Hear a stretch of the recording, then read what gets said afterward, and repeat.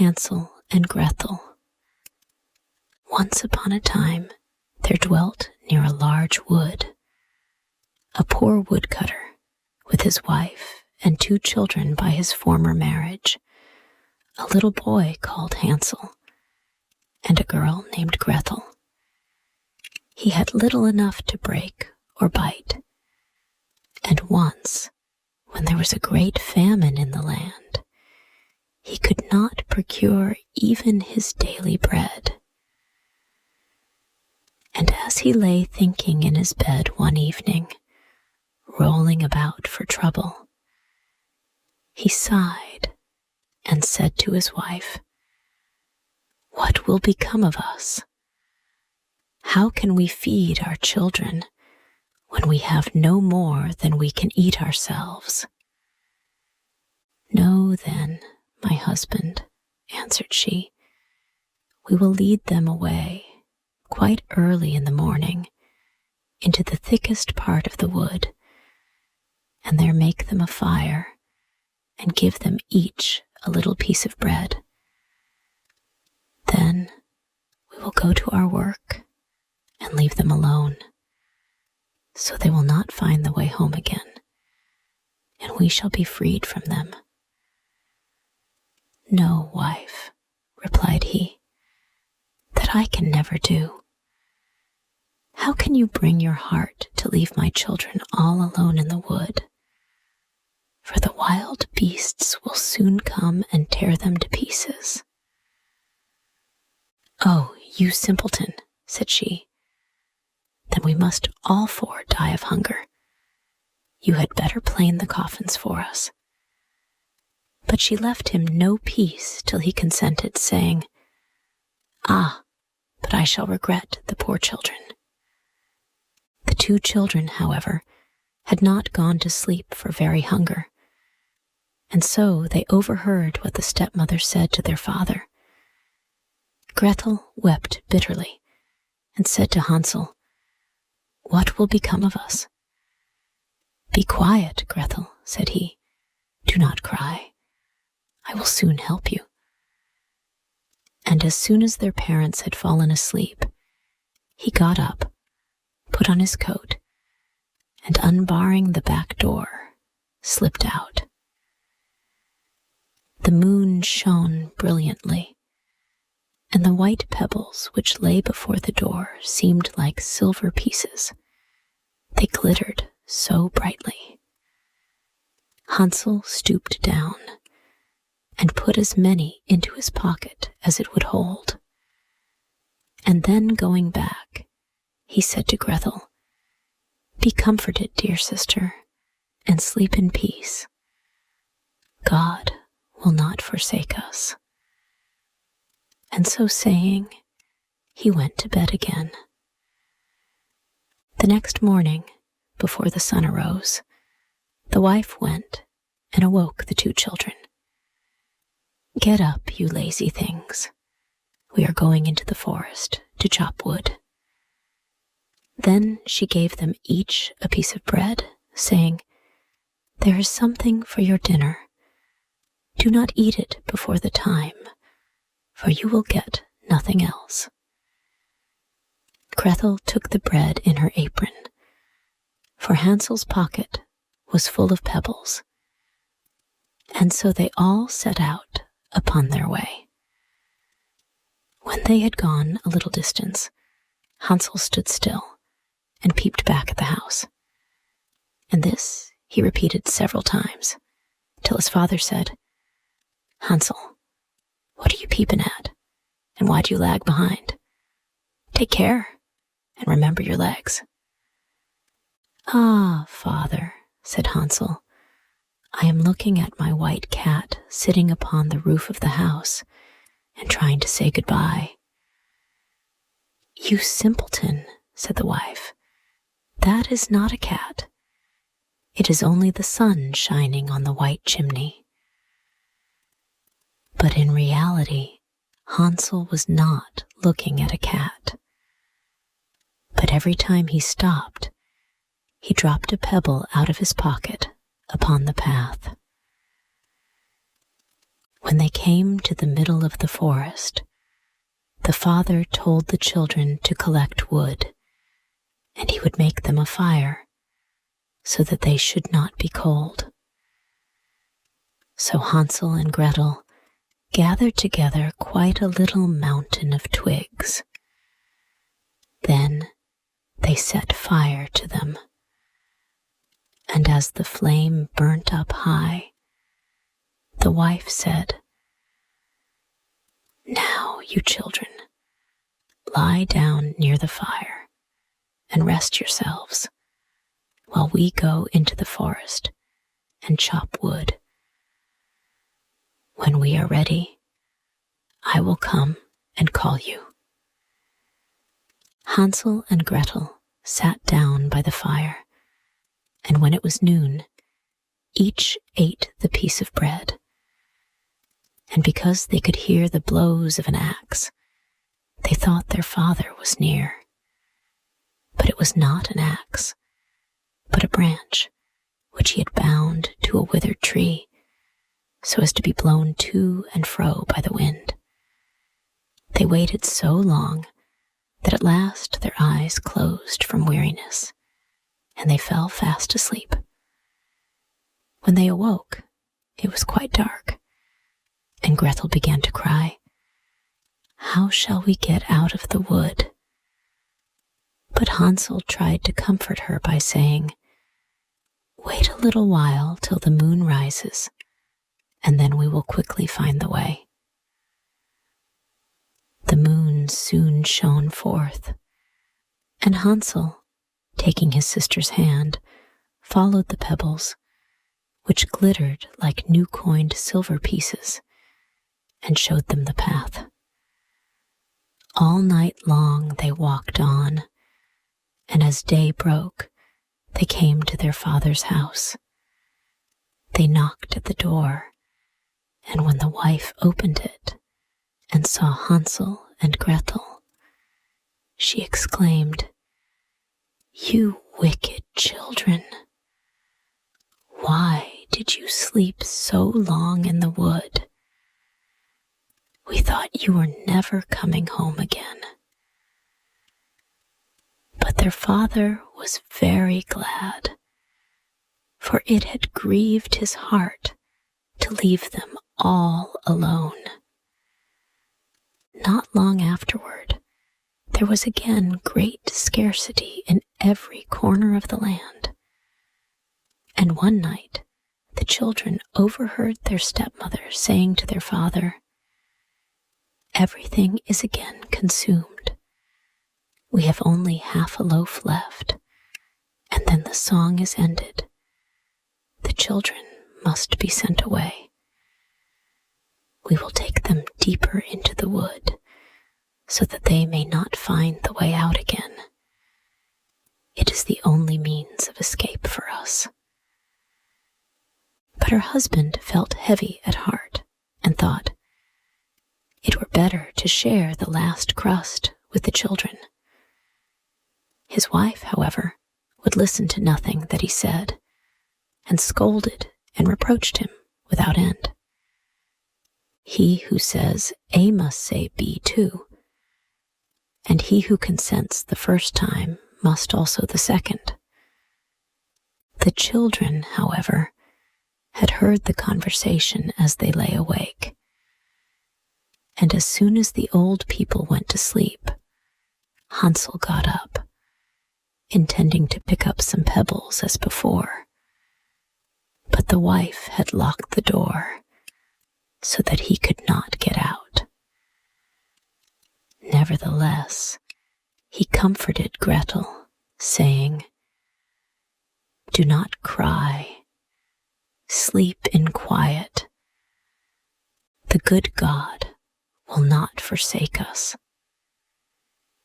Early in the morning, the stepmother came and pulled them out of bed, and gave them each a slice of bread, which was still smaller than the former piece. On the way, Hansel broke his in his pocket, and stooping every now and then, dropped a crumb upon the path. Hansel, "Why do you stop and look about?" said the father. "Keep in the path." "I am looking at my little dove," answered Hansel, nodding a goodbye to me. "Simpleton," said the wife, "that is no dove, but only the sun shining on the chimney." But Hansel still kept dropping crumbs as he went along. The mother led the children deep into the wood, where they had never been before, and there, making an immense fire, she said to them, "Sit down here and rest. And when you feel tired, you can sleep for a little while.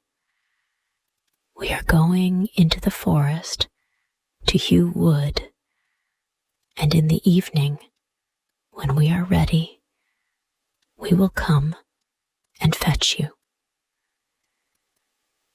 When noon came, Gretel shared her bread with Hansel, who had strewn his on the path. Then they went to sleep, but the evening arrived, and no one came to visit the poor children, and in the dark night they awoke, and Hansel comforted his sister by saying, "Only wait, Gretel, till the moon comes out.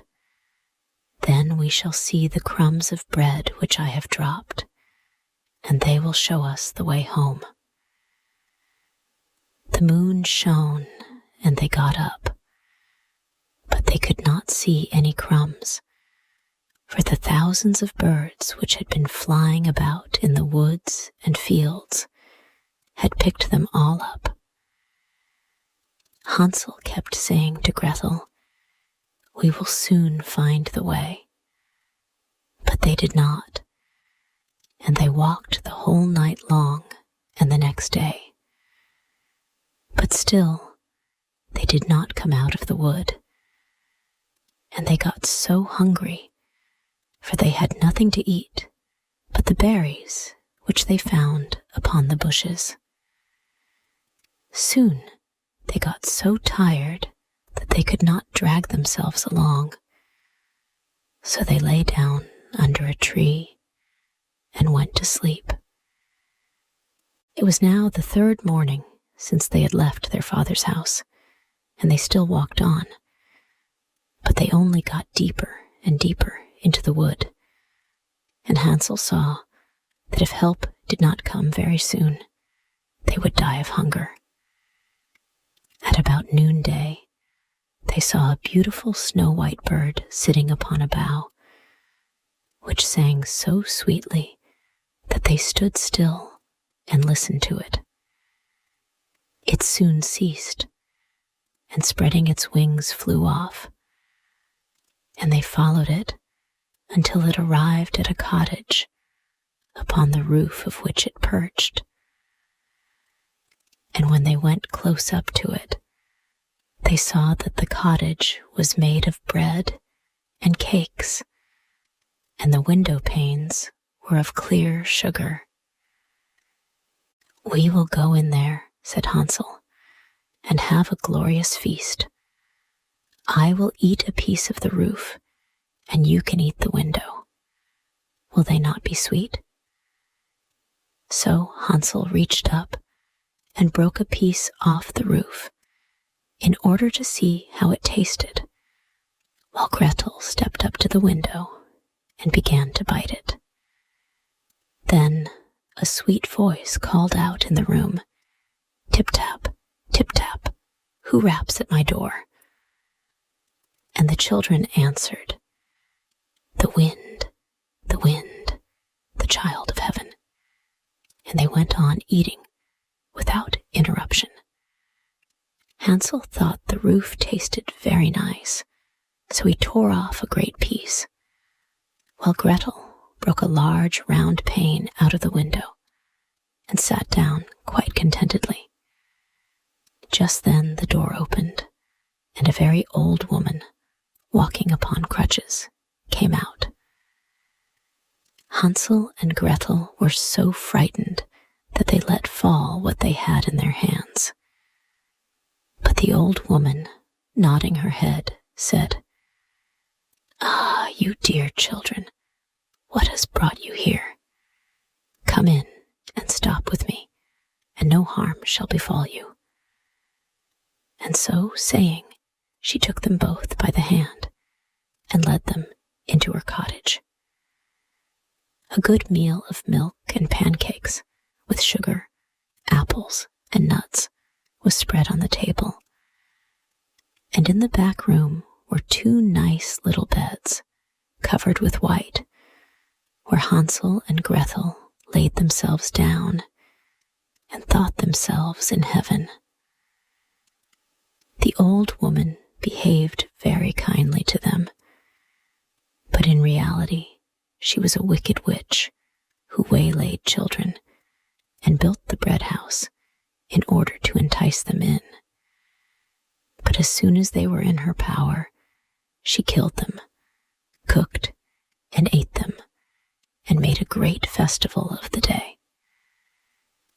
Witches have red eyes and cannot see very far, but they have a fine sense of smelling, like wild beasts, so that they know when children approach them. When Hansel and Gretel came near the witch's house, she laughed wickedly, saying, "Here come 2 who shall not escape me." And early in the morning, before they awoke, she went up to them and saw how lovingly they lay sleeping, with their chubby red cheeks, and she mumbled to herself, "That will be a good bite." Then she took up Hansel with her rough hands and shut him up in a little cage with a lattice door. And although he screamed loudly, it was of no use. Gretel came next, and shaking her till she awoke, the witch said, "Get up, you lazy thing, and fetch some water to cook something good for your brother, who must remain in that stall and get fat. When he is fat enough, I shall eat him." Gretel began to cry, but it was all useless, for the old witch made her do as she wished. So a nice meal was cooked for Hansel, but Gretel got nothing but a crab's claw. Every morning the old witch came to the cage and said, "Hansel, stretch out your finger that I may feel whether you are getting fat." But Hansel used to stretch out a bone, and the old woman, having very bad sight, thought it was his finger, and wondered very much that he did not get fatter. When 4 weeks had passed, and Hansel still kept quite lean, she lost all her patience and would not wait any longer. "Gretel," she called out in a passion, "get some water quickly. Be Hansel fat or lean. This morning I will kill and cook him." Oh, how the poor little sister grieved as she was forced to fetch the water, and fast the tears ran down her cheeks. "Dear good God, help us now," she exclaimed. "Had we only been eaten by the wild beasts in the wood, then we should have died together." But the old witch called out, "Leave off that noise. It will not help you a bit." So early in the morning, Gretel was forced to go out and fill the kettle and make a fire. "First, we will bake, however," said the old woman. "I have already heated the oven and kneaded the dough." And so saying, she pushed poor Gretel up to the oven, out of which the flames were burning fiercely. "Creep in," said the witch, "and see if it is hot enough, and then we will put in the bread." But she intended, when Gretel got in, to shut up the oven and let her bake. so that she might eat her as well as Hansel. Gretel perceived what her thoughts were and said, "I do not know how to do it. How shall I get in?" "You stupid goose," said she. "The opening is big enough. See, I could even get in myself." And she got up and put her head into the oven. Then Gretel gave her a push so that she fell right in, and then shutting the iron door, she bolted it. Oh, how horribly she howled. But Gretel ran away and left the ungodly witch to burn to ashes. Now she ran to Hansel, and opening his door, called out, "Hansel, we are saved. The old witch is dead." So he sprang out, like a bird out of his cage when the door is opened, and they were so glad that they fell upon each other's neck and kissed each other over and over again.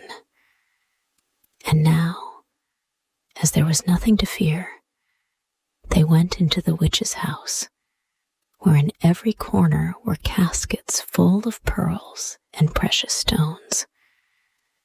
"These are better than pebbles," said Hansel, putting as many into his pocket as it would hold, while Gretel thought, "I will take some too," and filled her apron full. "We must be off now," said Hansel, "and get out of this enchanted forest." But when they had walked for 2 hours, they came to a large piece of water. "We cannot get over," said Hansel. "I can see no bridge at all." "And there is no boat either," said Gretel. "But there swims a white duck, and I will ask her to help us over." And she sang, "Little duck, good little duck, Gretel and Hansel, here we stand. There is neither stile nor bridge. Take us on your back to land." So the duck came to them, and Hansel sat himself on, and bade his sister sit behind him. "No," answered Gretel, "that will be too much for the duck. She shall take us over one at a time." This the good little bird did, and when both were happily arrived on the other side, and had gone a little way, they came to a well-known wood, which they knew the better every step they went, and at last they perceived their father's house. Then they began to run, and bursting into the house, they fell into their father's arms. He had not had one happy hour since he had left the children in the forest, and his wife was dead. Gretel shook her apron, and the pearls and precious stones rolled out upon the floor, and Hansel threw down one handful after the other out of his pocket. Then all their sorrows were ended, and they lived together in great happiness. My tale is done. There runs a mouse. Whoever catches her may make a great, great cap out of her fur.